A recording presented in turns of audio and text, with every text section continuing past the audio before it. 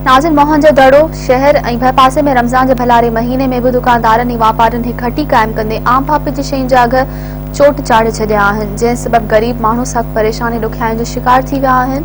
पेश आहे अब्दुल जब्बार मेमर जी ही रिपोर्ट। जीअं त मां रमज़ान शरीफ़ भेण शर्त मोहन जो दड़ो आस पास में महांगाई चोट चढ़ी वई आहे। सब्जी फ्रूट ऐं खाधे पीते जे अघनि में तमामु महांगाई चोट चढ़ी वई आहे, जंहिं करे रोज़ेदार ऐं आम शहरी जेको आहे परेशानी जे वटि चढ़ियल आहिनि। अचो त उन सिलसिले में उन्हनि सां ॻाल्हि ॿोल कयूं त हू छा थी रहिया आहिनि। असां हुकूमत खे गुज़ारिश था कयूं त जीअं ई भलारो महीनो रहमतुनि ऐं बरकतुनि वारो बीठो आहे, रोज़ाइतनि जे लाइ तमामु वॾो आज़ार थी वियो आहे। महांगाई एॾी थी वई आहे जो जीअण जंजाल थी वियो आहे ऐं हर माण्हू पंहिंजे बुत मां बेज़ार थी वियो आहे। रोज़ाइतनि जे लाइ जेकॾहिं गोश्त वठे स्पेशल त 800 रुपया किलो थी वियो आहे, जेकॾहिं ॿाकरो गोश्त वठि त 1400 रुपया किलो थी वियो आहे।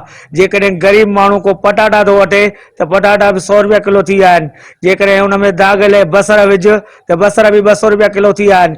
जेकॾहिं टमाटा विझ त आम ॾींहंनि में 10 रुपया 20 रुपया किलो खपंदा आहिनि, अॼुकल्ह 100 रुपया किलो टमाटा पिया था खपनि। ग़रीब माण्हू वञे त काॾे वञे। असां हुकूमत खे गुज़ारिश था कयूं त महिरबानी करे इन्हनि शयुनि ते कंट्रोल कयो। माण्हुनि जी त तेल चिबी करे छॾी आहे, माण्हुनि जो जीअण जंजाल थी वियो आहे।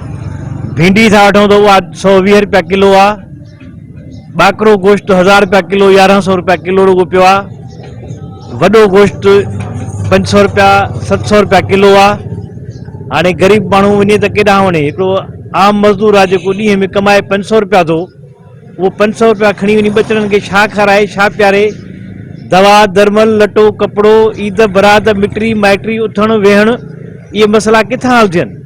न रुगो गरीब आवाम पर जेको हेठियों पीड़ियल तबिको आहे मज़दूर तबिको उहो सूरनि में आहे, पर नंढड़ा जेके मुलाज़िम आहिनि उहे पिणु सूरनि में आहिनि। वीचारा पघार वरितो अचनि त उते पघार वठी हिकिड़े हथ खां ॿिए हथ में जेको आहे उन्हनि जी पघार पंहिंजे खीसे में नथी रहे, कुल अॻु खाधीअ में हली थी वञे। सम्झ में नथो अचे त इहो सिंध हुकूमत वफ़ाक़ी हुकूमत आख़िर महांगाई खे ईअं बेलगाम छो छॾे ॾिनो आहे। असीं सम्झूं था सिंध हुकूमत जी ख़ासि करे नाअहली आहे जो हुन जा जेके इदारा आहिनि जिन जो कमु आहे महांगाई ते कंट्रोल करणु, उहे पंहिंजो को बि कमु सरअंजाम कोन था ॾियनि पिया।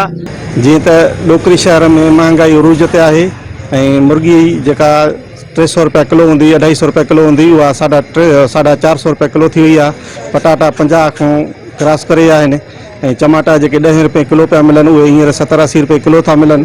महांगाई ईअं क़िस्म त 300% वधीक थी वई आहे ऐं रमज़ान जे बाबरकत महीने में सस्ताई हुजणु घुरिजे, पर हिन हुकूमत जे हूंदे महांगाई जे करे अवाम तमामु घणो तकलीफ़ में आहे। जीअं रमज़ान मुबारक आयो आहे त तीअं आवाम जे लाइ जेको सो सब्जियूं या फ्रूट वग़ैरह ॿियो सभु अघ चोट चढ़ी विया आहिनि, जंहिंजे लाइ पटाटा भिंडियूं तूरियूं वल तूरियूं कद्दू वग़ैरह ॿियूं सायूं सब्जी जेके आहिनि सो उहे बि जेको सो तमामु मथे अघनि ते वॾे वॾे ॻोरा अघ चाढ़े छॾिया अथनि। उनखां पोइ हिते किरियाने जे जेके मर्चेंट आहिनि उहे बि जेको सो खंड जा अघ ऐं ॿियनि अघनि खे बि वधाए ऐं आवाम ते मथां पीड़ण जे लाइ किरदारु अदा कयो थो वञे पियो। ऐं असांजे तालके जो AC या मुख्तियार कार साहब को बि क़दम नथा खणनि। पहिरियों त असां शुक्रगुज़ार आहियूं मेरान TV वारनि जा, जन असांखे पंहिंजो क़ीमती वक़्तु ॾिनो, जेके असां ॾे हली आया।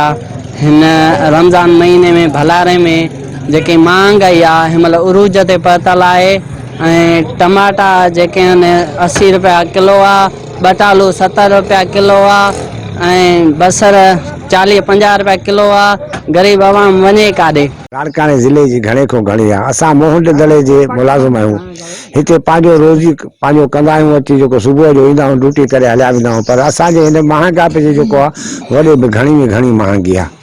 अटो चांवर जेके आहिनि 100 रुपया 120 रुपया किलो, टोटा चांवर मुन। अटो जेको चांवरनि जो आहे उहो बि 70-80 ते किलो। कणिक जो महांगो थी आहे 120 रुपया किलो जेको स्पेशल अटो आहे। गिहु महांगो, हर शइ महांगी लॻी पई। असां पंहिंजा हींअर पघार त असांजी जेकी आहे सरकारी 30,000 खनि आहे। मां रिटायरमेंट ते पहुतल आहियां, हिन बाक़ी 3 साल मूंखे आहिनि। पंहिंजी ड्यूटी बि ईमानदारी सां कंदा आहियूं। जेको सुबुह जो हिते 8 साढे 8 बजे महीनो जॾहिं बि ईंदो आहे त असांजा वापारी जेके हज़रात आहिनि हिन महीने खे कमाइण वारो महीनो करे मल्हाईंदा आहिनि, जॾहिं त ही बाबरकत महीनो इबादत जो महीनो आहे।